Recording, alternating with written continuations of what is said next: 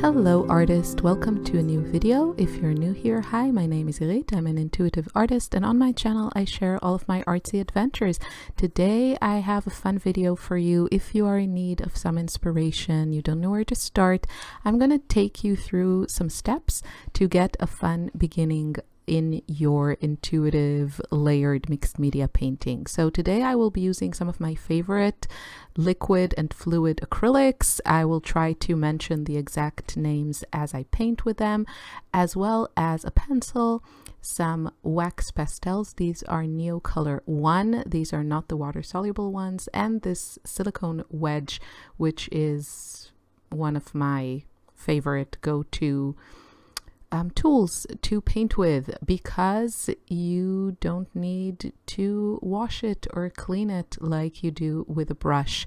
And this is something that will probably become a main theme in future videos, and that is supplies that are user-friendly. I will also be brave enough to call them ADHD-friendly, meaning you don't need a lot of steps to set up to start painting with them, and they are easy to put away and clean.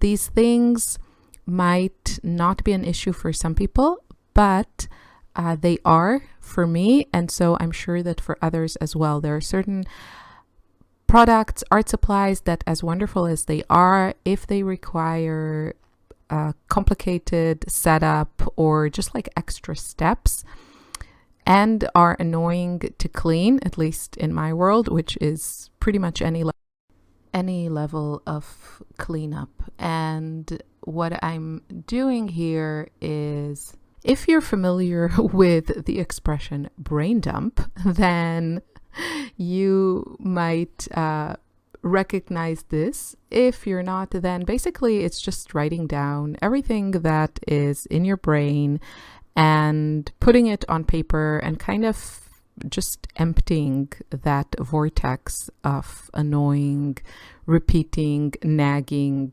thoughts. I have been doing this, especially for kind of like my daily to-dos, when I'm thinking about all the things I need to do or want to do. I just put it all on paper, and then it's out of my head, and then I can kind of pick and choose what are the most important things that I want to accomplish. So here it's more because this is going to get covered up, and I kind of make a point trying not to make it too legible, because it is kind of private. I don't know, maybe you can read a little bit, but it's nothing too deep. It's just the daily struggles of wanting to do all the things and not managing to do anything. So I wrote some of it in English, some of it in Hebrew, and again, in a way that it's more of a mental exercise. So just kind of relieving my brain from all these thoughts, and also a nice, background for painting. What will end up showing at the end? Probably almost nothing, but that is not the point. The point is how it makes you feel, and just kind of that relief that comes with just dumping all of these things out of your brain. And then next I went in with my neocolor ones. This is real time. This is not sped up. Sometimes I work fast, sometimes I don't. These are the neocolor 1. The neocolor 2 are more popular, I would say. Both of these are by Caran d'Ache, and they are wax pastels. The reason I like them, going back to that easy to use, is that they won't get your hands dirty like soft pastels or oil pastels will, and they can be used pretty much in any stage of your process. So I find them to be just like a very, very versatile product. And even though they're kind of like waxy and don't deposit as much product as soft pastels, like chalk pastels or oil pastels do, they are not as messy. They don't, and you can layer on top of them. Once you put oil pastels on your painting, you can't really do much else, except maybe add more oil stuff like oil paint, oil sticks, that sort of thing. But you're kind of done with using other supplies. And these are great for those first layers. I saw actually Betty Franks do something really cool when she starts with these pastels and then she adds paint on top. And if you scrape the paint, you can see the pastels from underneath it. So they're just very, very versatile, very reliable, very pigmented, and they're not messy. So they are my choice of pastels to use, and they work well with other medias. They play well with other friends. So this is kind of my background. You can go in with more or less, whatever you feel like it here. Again, you can see some words, you can see some scribbles, just having fun playing around. And next I am moving to my acrylic inks. So the large bottles, I love them because I find that it's hard to find large bottles of acrylic inks. The golden ones that I have available to me here in Europe are small and really expensive. And these large ones from Holbein, they are acrylic inks from Holbein. I only have 4 colors, I think. Yeah, I think I only have 4. Maybe I should buy white also. No, actually I have liquid white. But they come in these large bottles. They have this little thing that, helps you to shake them up. And they are not cheap, but they are not as expensive as golden. So I really enjoy them. And personally, I have found that I prefer to work with inks or fluid acrylics. You can see I have some fluid acrylics. So these are more, the consistency is not as fluid. You can see it. It's just like you have to kind of work to spread them around. I'm not a huge fan of these. Maybe when I use my silicone wedge, maybe then I have to try it a little bit more. But at this stage, you can see I'm not even taking out brushes. I find brushes with watercolors, I paint all the time with brushes and it's not a problem. And, it's easy to clean. And even if you don't do the best job, it's no big deal because it's watercolors. So you can always kind of clean it off. With acrylics, there's something about it that, and the same with oils, even more with oil paints. It's not as easy for me. I'm getting more in the habit of using brushes with acrylic paints. I don't like the idea of having to dispose these water with, basically plastic. So I really prefer, if possible, to work in a way that doesn't require rinsing brushes and having water containers. It's not always avoidable, but it is definitely more enjoyable for me.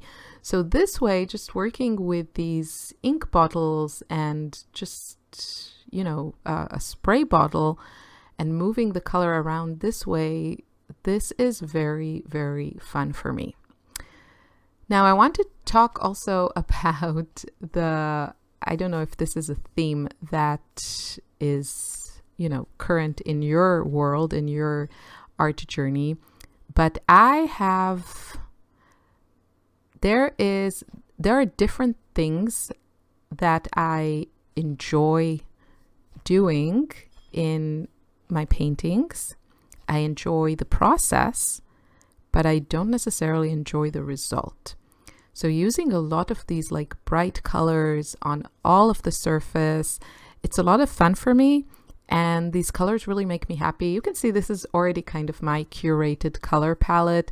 I have my ultramarine blue, that's my go-to blue. I have some teal. I have very warm yellows. You won't find usually lemon yellows in my paintings. And we have some bright pinks, a little bit of that deep violet, and some touches of olive greens and green golds. Those are like my go-to vibrant colors that I enjoy working with.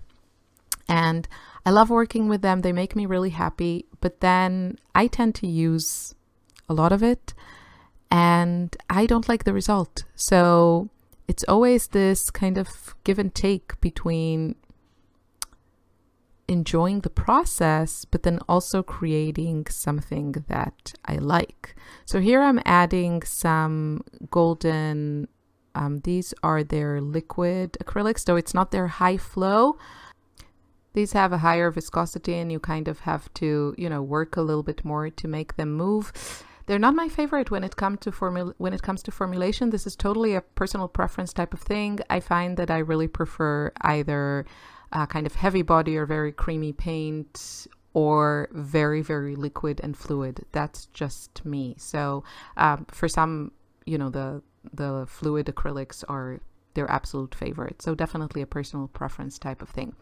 Now, what I want to talk about here is, I find this to be a very interesting theme. Let me know in the comments if you are familiar with this in your own work. I find that there are certain things that I really enjoy doing when I'm painting. For example, using a ton of bright colors and kind of seeing how they flow and move and really covering my paper or canvas or whatever surface with a lot of color.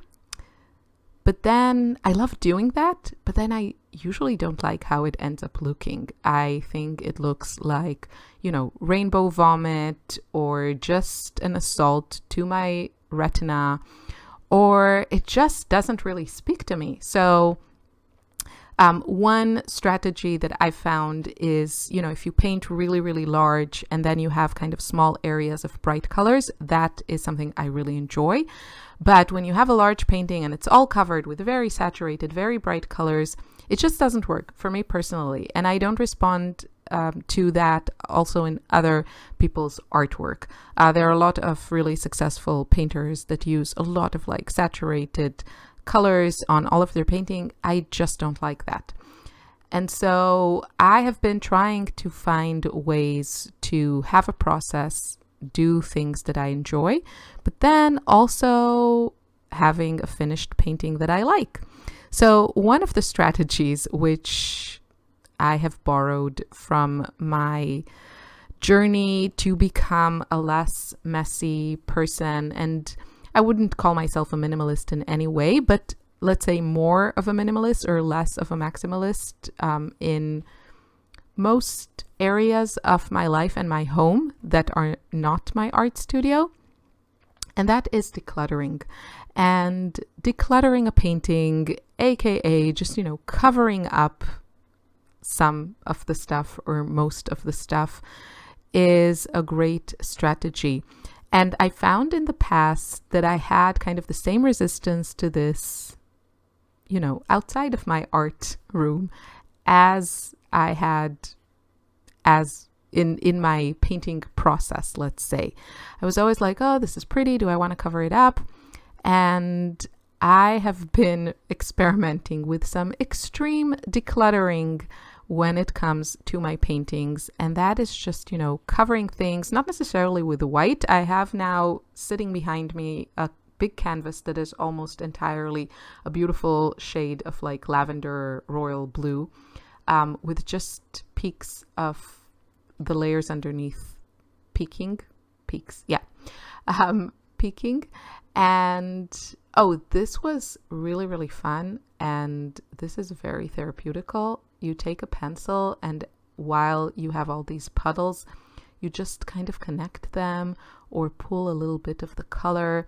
This is so much fun. And you can do this with acrylics, with liquid watercolors, or just with regular watercolors, where you just add a lot of water to it if you want to create this similar effect, or you just don't have to make all these puddles. But I will go in with my little cotton rag there and absorb some of this, because otherwise it'll never dry. So this will be in the next video, and I still haven't gotten to that next stage, because as I'm recording this, I'm waiting for this to dry, but I will be decluttering this painting and keeping only probably about 10% of what you see here. And in the past, I had some resistance to this, the same way that, I want to keep all kinds of things in my life, in my home, in my kitchen, in my closet, wherever, because maybe I like them, and I am working on that. and kind of really trying to get to that point of having, it doesn't have to be a minimalistic lifestyle, but I want to have only things that I absolutely love or that I use all the time, and everything else can go, you know, to, yeah. And whatever, everyone can do what they want. We have here a whole situation with trash in Austria. I'm not even gonna tell you, but we get our trash picked once a month, and our trash cans are not very big. Yeah, that's how it is here. Anyway, I hope you enjoyed this video. I hope you feel inspired to try this, and if you do, tag me on social media. I would love to see what you created. I'll see you soon in part 2. Take care. Bye bye.